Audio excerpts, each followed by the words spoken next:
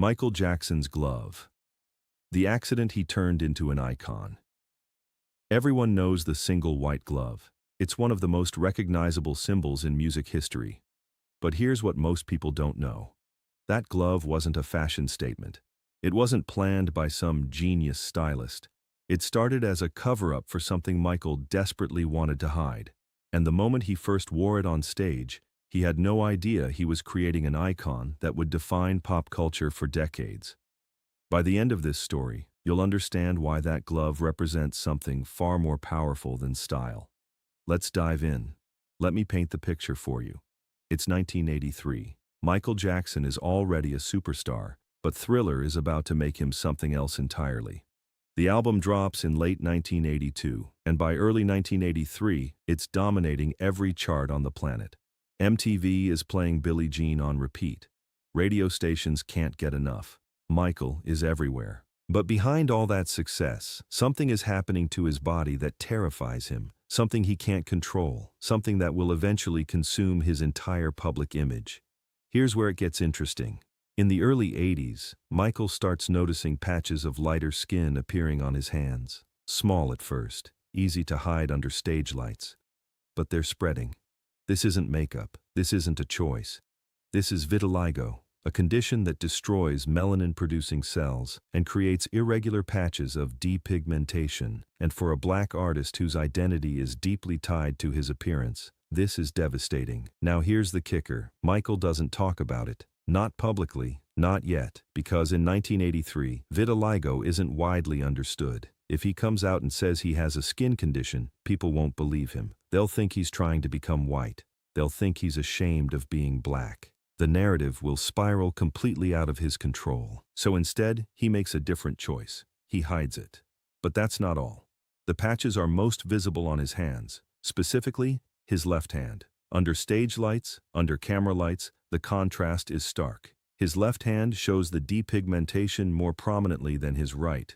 And Michael Jackson is about to perform on the biggest television event of the year, Motown 25. Yesterday, today, forever. March 25, 1983. Over 47 million people watching.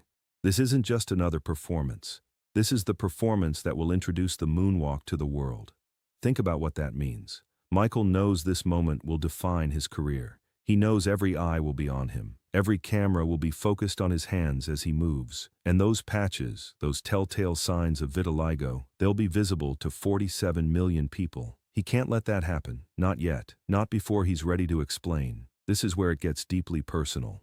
According to people close to the production, Michael is stressed in the days leading up to Motown 25. Not about the choreography, not about the song. He's worked those elements to perfection. He's stressed about his hands, about what people will see, about what questions will follow. He needs a solution, and he needs it fast. Enter the glove. But here's what nobody tells you about that moment. The glove wasn't some elaborate designer piece. It wasn't custom made by a high-end fashion house. Michael's costume designer for the Motown 25 performance was a man named Bill Whitten, but the glove idea came from Michael himself. He wanted something that would draw attention to his hand movements, his precision, his artistry, while simultaneously covering the one thing he couldn't bear for the world to see yet. Now here's where Michael's perfectionism reveals itself. That first glove wasn't just grabbed off a rack. Michael spent hours with Bill Whitten discussing the exact specifications. The fabric had to be thin enough to allow full finger mobility. Every spin, every point, every gesture required absolute precision. A thick glove would muffle his movements. The rhinestones had to be hand-sewn in a specific pattern, not random, not decorative, strategic. They needed to catch stage lights from every angle, creating that signature sparkle that would become unmistakable in photographs and video footage. Bill Whitten later revealed that Michael rejected the first 3 versions. The fit wasn't right, the stones weren't positioned correctly, the white wasn't bright enough under stage lights. Most performers would have accepted good enough. Michael demanded perfection, because he understood something crucial. This glove wasn't just covering a problem, it was creating a legacy, and legacy doesn't accept compromise. The glove he wore that night was simple, white, covered in rhinestones. It fit his left hand perfectly, And when he stepped onto that stage at the Pasadena Civic Auditorium, performing Billie Jean in that black sequined jacket, black pants, white socks, and that single white glove, something magical happened. Backstage crew members froze. They'd never seen anything like it. The audience didn't see a cover-up. They saw mystery, they saw style, they saw innovation. Let me break down exactly why that glove worked. First, asymmetry. In 1983, stage costumes were symmetrical. Matching gloves, matching accessories, everything balanced. Michael showed up with one glove.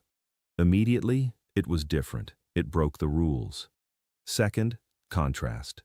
The white glove against the black outfit created a visual focal point. Every hand movement, every gesture, every spin became more visible, more dramatic. Third, mystery.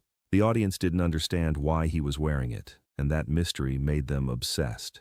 Miles Teller, years later working on the biopic, would talk about Michael's genius for turning personal struggles into iconic moments. The glove is the perfect example. What started as a necessity became a signature. What was born from insecurity became a symbol of confidence. Michael took something he was ashamed of and transformed it into something the world couldn't stop talking about. Now, here's where it gets even better. After Motown 25, the glove explodes. Suddenly, every kid in America wants a white glove. Costume shops can't keep them in stock. Department stores report selling out within hours. Phone lines at fabric stores light up with parents asking how to make them at home. Michael keeps wearing it. Every performance, every music video, every public appearance. It becomes so associated with him that you can't imagine Michael Jackson without it. But here's the truth that makes this story so much more powerful. That glove was never about fashion. It was about survival. Think about the weight of that. Michael Jackson, at the peak of his career, is dealing with a condition that's slowly changing his appearance. He's watching his skin transform in ways he can't control. And instead of retreating, instead of hiding, he creates a visual signature that draws more attention to his hands than ever before. That's not just smart, that's transformative. He turned vulnerability into power. But that's not all. The glove had another function that most people never considered. It focused attention. When Michael danced, when he moved, the glove caught the light. It became a tracking device for the audience's eyes. Every spin, every point, every hand gesture was amplified. Choreographers who worked with him later said the glove was a teaching tool. It helped audiences follow his movement, understand his precision, appreciate his artistry in a way they wouldn't have otherwise. Here's exactly how that matters. Michael wasn't just a performer. He was a visual storyteller. Every element of his appearance served a purpose. The glove wasn't random. It was calculated. It was brilliant. And it came from a place of pain that he transformed into genius. Let me break down what an ordinary artist would have done differently. An ordinary artist would have worn makeup to cover the vitiligo. Michael did that too, eventually, but makeup under stage lights is unpredictable. An ordinary artist would have worn full gloves on both hands. But that draws attention to the hands as problem areas. An ordinary artist would have changed their choreography to minimize hand visibility. Michael did the opposite. He made his hands the focal point. They could never have turned insecurity into iconography like this. They could never have created mystery from necessity. They could never have built a signature look from a medical condition. They could never have transformed shame into confidence so completely that the world never questioned it. They could never have made a simple white glove one of the most valuable pieces of entertainment memorabilia in history. And they could never have understood that sometimes the things you're trying to hide are exactly what make you unforgettable. Here's exactly how to think about it. Most artists hide their flaws. Michael spotlighted his and called it art. There's a fundamental difference. This brings us to the moment that validated everything. Years later, in 1993, Michael finally addressed his vitiligo publicly. In an interview with Oprah Winfrey, watched by 90 million people worldwide, he explained the condition. He showed the reality of what he'd been dealing with for over a decade. And suddenly, the glove made even more sense. It wasn't vanity. It wasn't weirdness. It was a man dealing with something painful in the most creative way possible. Oprah asked him directly about the skin condition.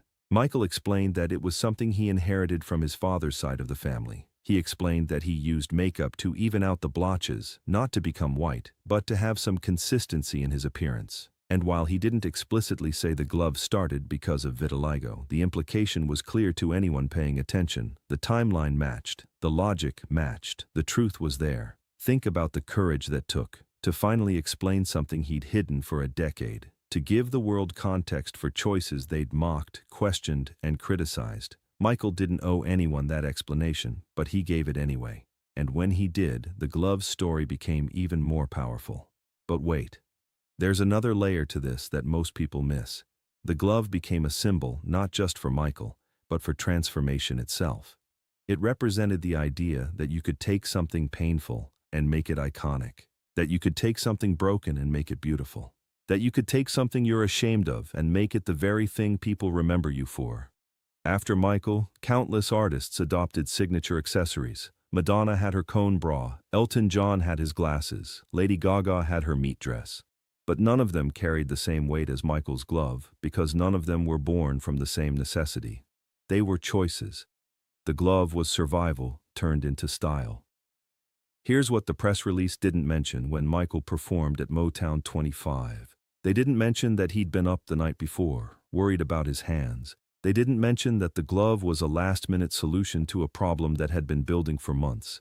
They didn't mention that Michael had tried other options, other ways to hide the patches, before landing on this one. They just reported that he wore a glove, that he moonwalked, that he was brilliant, and that was enough. But knowing the real story changes everything. It changes how we watch that performance. It changes how we understand his artistry. It changes how we think about iconography itself. Because the glove teaches us something essential about creativity. Sometimes the most iconic moments come from the most painful places. Sometimes the thing you're trying to hide becomes the thing everyone remembers. Sometimes the accident becomes the masterpiece. Let me break down the legacy of that glove. After Michael died in 2009, his white glove from the Bad Tour sold at auction for $420,000. A simple piece of fabric and rhinestones. But it wasn't the materials that made it valuable. It was what it represented. Transformation, mystery, genius born from pain. That glove is now in a private collection, but its image is everywhere. On posters, on t-shirts, in museums, in the collective memory of anyone who grew up watching Michael Jackson perform.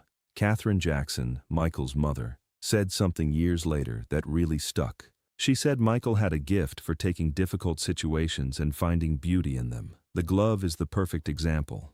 What started as a cover-up for a medical condition became one of the most recognizable symbols in entertainment history. What was born from fear became an object of fascination.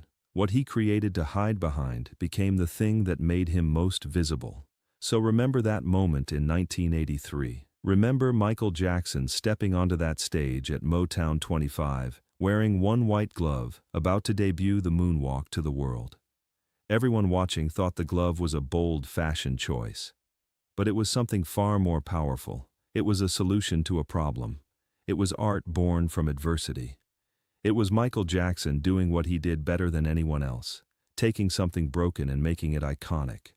The glove wasn't just an accessory, it was a declaration, a statement that said, pain doesn't have to define you, that struggle can become strength, that the things you're most insecure about can become the things you're most remembered for. Michael Jackson didn't just wear a glove, he turned an accident of biology into an icon of culture. And that's something no one else could have done. So there you have it, the real story behind Michael Jackson's glove.